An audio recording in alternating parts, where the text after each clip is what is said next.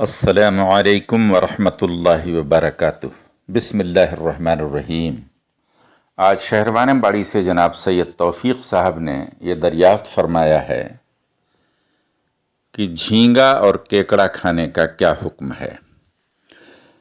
اللہ سبحانہ و تعالیٰ سے مدد و استعانت طلب کرتے ہوئے میں اس مسئلے کی تحقیق عرض کر رہا ہوں۔ اللہ سبحانہ و تعالیٰ ہمیں حق بات کہنے کی اور ہم سب کو حق پر چلنے کی توفیق عطا کرے۔ امام اعظم ابو حنیفہ رحمۃ اللہ علیہ کا مسئلہ یہ ہے کہ سمندر، ندی، تالاب، دریا سے جو بھی جانور نکلتا ہو اس میں سوائے مچھلی کے کسی اور چیز کا کھانا جائز نہیں۔ مثلا میڈک ہے، کچھوا ہے، کیکڑا ہے، سانپ ہے، یہ ساری چیزیں سمندر اور دریا سے نکلتی ہیں تو ان کا کھانا جائز نہیں، صرف مچھلی کا کھانا جائز ہے۔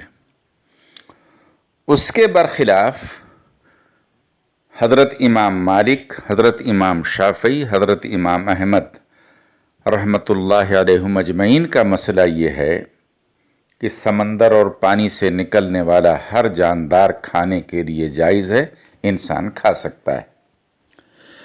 یہ عجیب اتفاق ہے کہ ان چاروں ائمہ کی جو دلیل ہے وہ سورہ المائدہ کی آیت نمبر 96 ہے، جس میں اللہ سبحانہ و تعالیٰ نے ارشاد فرمایا، بسم اللہ الرحمن الرحیم، احل لکم صید البحر وطعامہ، تمہارے لیے حلال کر دیا گیا ہے سمندر کا شکار اور اس شکار کا کھانا۔ تو اس آیت کریمہ کے عمومی الفاظ سے ان تینوں ائمہ کرام نے یہ مسئلہ نکالا ہے کہ لفظ عموم پر ہے اور سمندر اور پانی سے نکلنے والی ہر چیز کھانا جائز ہے۔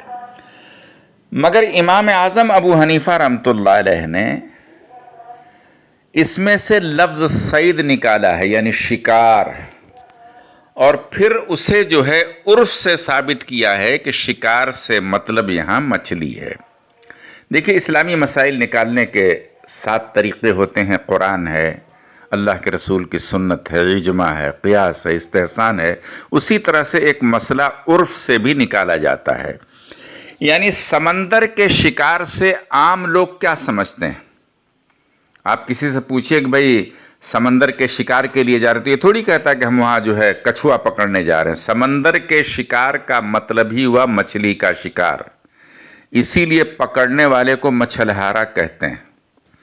وہ پروڈکٹ جس جگہ بکتا ہے کوئی اور مارکیٹ نہیں کہتا، مچھلی مارکیٹ کہتا ہے، چونکہ ہر چیز جو ہے وہ مچھلی کے نام سے منسوب ہے۔ اس ڈپارٹمنٹ کو جو ان سارے کاموں کی نگرانی کہتا ہے فشریز ڈپارٹمنٹ کہتے ہیں۔ تو عرف میں سمندر میں، پانی میں شکار کرنے سے مراد مچھلی کا شکار ہے۔ امام ابو حنیفہ رحمۃ اللہ علیہ کی تحقیق بہت دقیق ہے اور تھوڑا سا جو ہے بہت گہری تحقیق ہے۔ انہوں نے عرف کا سہارا لیا اور فرمایا کہ سمندر کے شکار سے مراد مچھلی کا شکار ہے، نہ یہ کہ سمندر میں کوئی اور چیز پکڑنا۔ اتفاق سے جال میں کوئی اور چیز پھنس جائے تو الگ بات ہے۔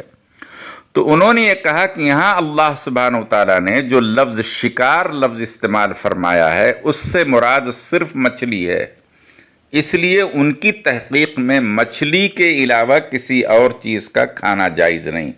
ایک لمبی بحث ہے اور یہ اس ویڈیو کلپ میں ان مباحث کو اکٹھا نہیں کیا جا سکتا، اس لیے میں نے مختصراً عرض کر دیا۔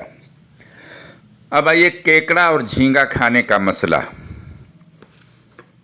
تو دیگر ائمہ کے ہاں تو جائز ہے، جیسا کہ ہم نے ابھی آپ کی خدمت میں عرض کر دیا، مگر حنفی مسلک میں کیکڑا کھانے کی قطعاً کوئی اجازت نہیں ہے، بلکہ اس کا جو ہے ناجائز ہونا ہر عالم کے نزدیک بالکل متحقق ہے کہ وہ کیکڑا جو ہے وہ جواز کے درجے میں بھی اس کی کوئی گنجائش نہیں نکلتی ہے۔ اب رہ گیا جھینگا۔ جھینگا کے بارے میں علماء احناف 3 طبقوں میں بٹے ہوئے ہیں، 3 گروہ ہیں۔ اکثر صاحب علم علماء احناف کا یہ فتویٰ ہے کہ جھینگا کھانا جائز ہے۔ ایک مختصر سا گروہ ہے جو یہ کہتا ہے کہ جھینگا کھانا ناجائز ہے۔ اور ایک بیچ کا گروہ ہے جو یہ کہتا ہے کہ مکروہ ہے، اگر کھا لیا تو کوئی حرج نہیں، کوئی گناہ نہیں، نہیں کھایا تو اچھی بات ہے۔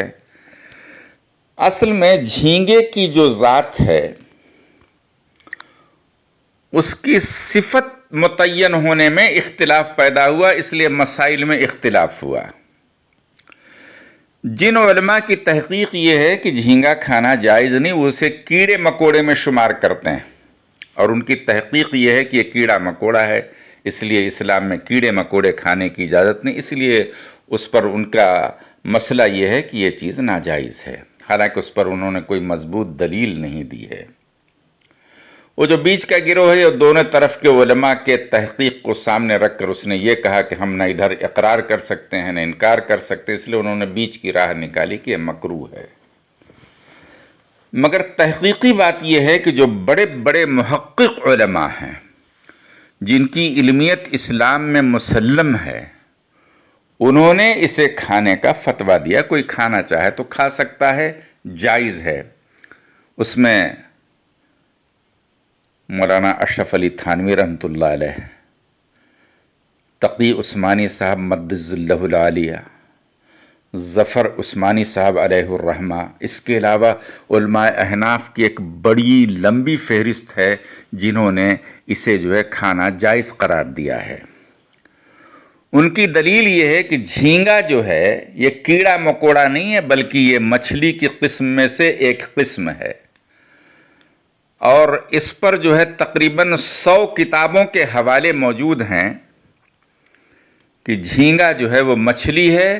اس میں سے میڈیکل سائنس کی کتابیں بھی جو علم حیوانات سے متعلق ہیں، اس میں بھی جو یہ چیز تحقیقی طور پر لکھی گئی ہے کہ جھینگا مچھلی ہے۔